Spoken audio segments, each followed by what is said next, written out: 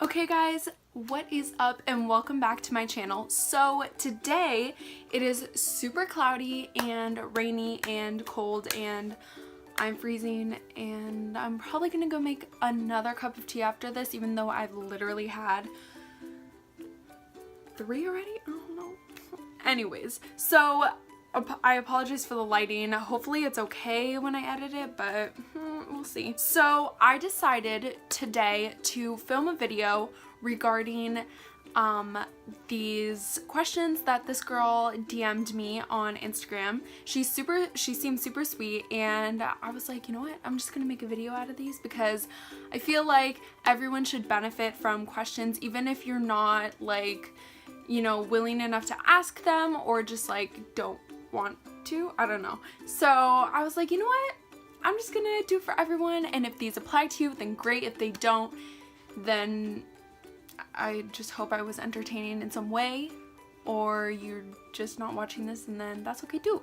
So let's just get straight into this kind of Q&A video about college. Oh yeah, so it's about college. It's college video, if you're wondering, because it's kind of like my specialty in a way.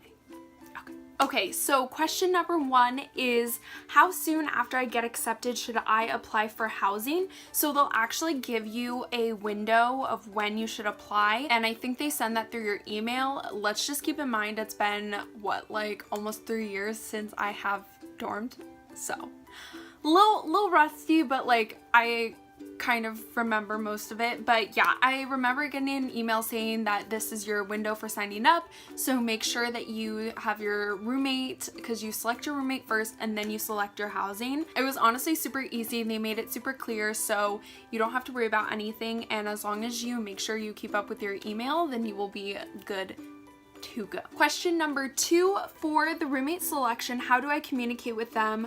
Will their name pop up on the housing application, or do I have to find them on my own on Instagram or something? So for roommates, you can either do one of the little things that they have, so it'll like connect you with a roommate while like when you answer questions. So you can answer, how loud do you like your room, when do you go to sleep, and all that stuff.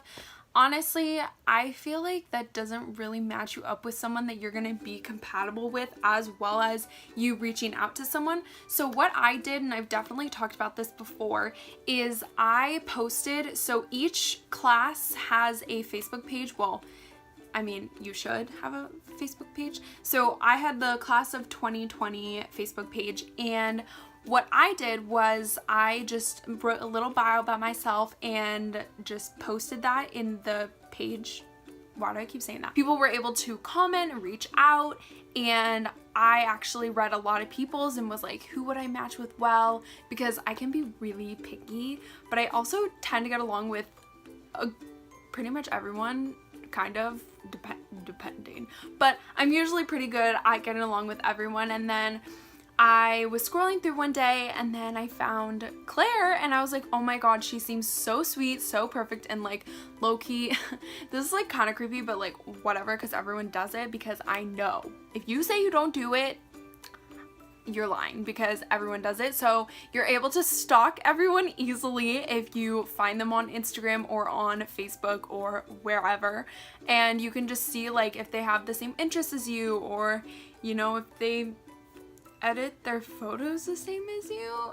Is that a thing people look for? I personally was just like, oh my god, this girl seems like she and I would be great friends. So I reached out to Claire and I like messaged her on Facebook, and then we started talking, exchanged numbers. It's literally like you're dating on social media, you know what I mean? So it's kind of like online dating, speed dating in a way. You're trying to find who you're gonna match with, and you're living together for 9 months, so you better match pretty well. Then we hit it off. We decided we were gonna be roommates. We put each other down when the roommate application came, and then they have you pick your room. So we were able to see a layout of the rooms, and then you just pick which one you want to be in. Question number 3, can I get loans through FAFSA and pay classes with it through there, or do I need to open a separate bank account? Let's say with Chase or something, and get loan money and pay. Also, do loans cover everything like room, board, tuition, books, etc.? So loans through FAFSA, I don't think that FAFSA does loans. I personally don't have FAFSA, just I've never had it. I only thought that was for like financial aid. Is financial aid the same thing as a loan? I don't know. I'm pretty sure FAFSA is the money. Oh, I guess it is a loan because you're gonna have to pay it back, right?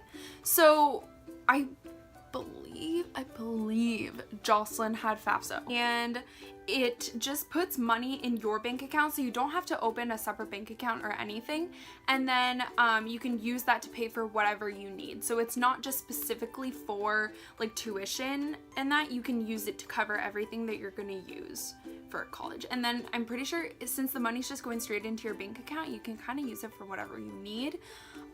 Just you'll know that it's a loan, so you're gonna have to pay it back. I'm pretty sure. Do not quote me on this, but I'm almost 100% positive. Yeah. And I will try and find a link of some sort to explain this information better to you, because clearly I'm not doing a great job. So I will put that down in the description box below. Question number 4, how many loans can I get at a time? Do I constantly have to apply for them? When it's registration time, what if I don't get the loan money in time? So there's a certain time that you apply for loans. So especially FAFSA, there's a window of time you apply for it. That I'm not, like I said, like I'm not really sure much about FAFSA because I don't have it personally. You apply for them every semester. Either you apply for them every semester or every year. I think it's every semester because then you'll get the money in, or there's different plans you can set it up as. But I will try and find a link because I don't really know that much about FAFSA, and Jocelyn is not answering me right now. So maybe we can try and get her on a little bit later, but I will make sure to figure that out. Question number 5, do I get my class schedule before or after move-in day? Also, do I meet with my counselor before choosing my classes, and would I have to email them beforehand? So usually you'll get your class schedule before move-in day, because when you go to SOAR, which is the orientation for students, they have you sit down in the computer lab and sign up for your classes. Your advisors will be there for you, so they will help you plan out your schedule, plan out what classes you need to take and everything. So it's pretty much all set up for you. And just keep in mind, usually when you're first getting into college your freshman year, you're gonna be taking mostly GEs, just because you want to get those out of the way, so when you're, you know, an upperclassman like moi, you are going to have to take your capstones and then your actual classes for your major. It does depend on every single major. Some majors you'll be taking those classes right as you start in, so just make sure to look up the class schedules. They have those up online for you, and they usually put those out like far in advance. And then also just the GE requirements, just so you kind of have like a basis of what you're gonna have to take, and all those are online for you on the CSULB website, which I mean, I feel like all of you guys know, but if you're new here, I go to Cal State Long Beach and I'm a junior, so on the CSULB website they have all the information listed out for you.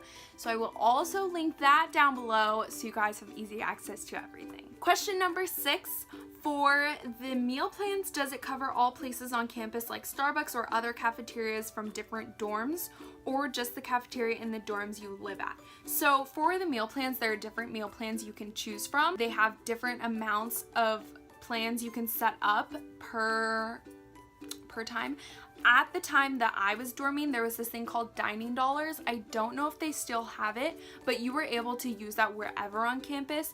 I personally didn't have that. I had the commuter plan, so it was 10 meals per week because I liked to have food in my room to cook for myself. So I really don't believe they have the dining dollars thing anymore, because I think they got rid of that the year after Claire and I were there, but we were able to use that at, you know, Starbucks and at the other places around campus. I'm not too sure about that now. I think it's only for the different cafeterias, dining halls, that's what it's called.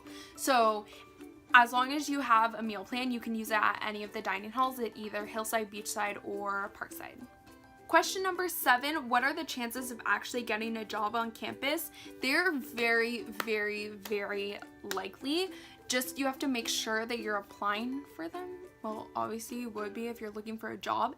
So there are so many places you can work on campus. You can work in the library, you can work at Brotman Hall, you can work at the dining places different, like the Starbucks, you can work at the Panda Express. There's a Greek place, there's a buffet place that I've never been to. And you can work at, you know, the gym. But I think you have to be a kin major to work there. There's so many places you can work. So you, or you could work, no, maybe that's not right.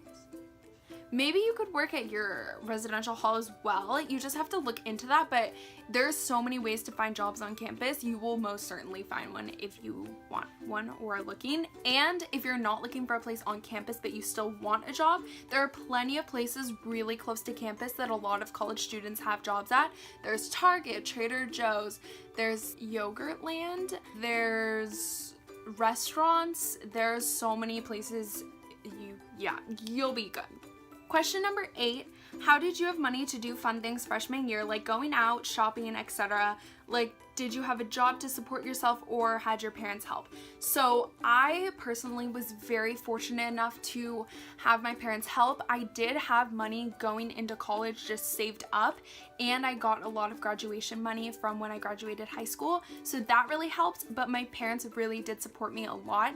And not to mention, I only lived 30 minutes away from school, so I had really easy access to going home and having my parents be able to come out, help buy my food, help if I needed anything. So that was really nice. I would just recommend having money saved up, because if you're not living close to home and you're coming from out of state or just like a couple hours away and you don't want to be going home as much, just make sure you have money. Or the nice thing about like having a banking app is that your parents can transfer money straight to your account from their banking app if you guys have the same bank, which you should. If you do, I don't really know. They have easy ways so you can instantly get money, especially since I have Wells Fargo. It's really easy to just transfer straight into my account from my parents. I don't do that, but it's really easy. Also, you have to make sure you're budgeting your money because you are in college. And if you don't have a job, because I didn't have a job till, well, actually, technically, okay, I did technically have a job, but I only had it, let's see, I started working my freshman year close to my house. I started working Thanksgiving break, and then I stopped working, went back, and then worked all of winter break. So while I was in school, going to my classes, I didn't have a job, but when I was on breaks I did. And then of course after winter break I came back to school, and then over summer I had my job again. And then since I didn't dorm after freshman year, I just continued working after that.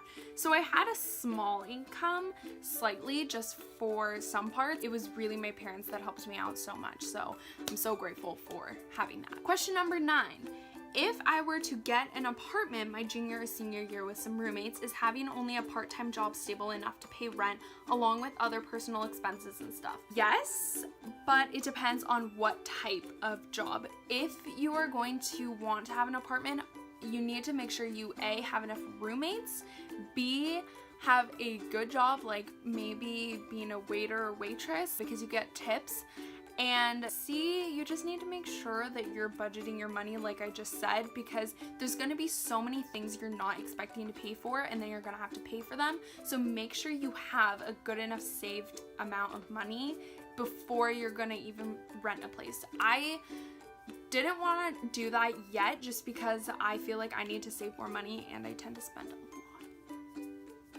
I'm living at home till I graduate, that way I can at least have a good amount saved so I can move out after that. So one more year to save, yay. Question number 10, is Long Beach bus transportation good? Because I won't have a car, so if I don't want to go out every week, so if I want to go out, like, what? Because I won't have a car. So if I want to go out like every week, is it stable? So Here's the thing about the bus transportation.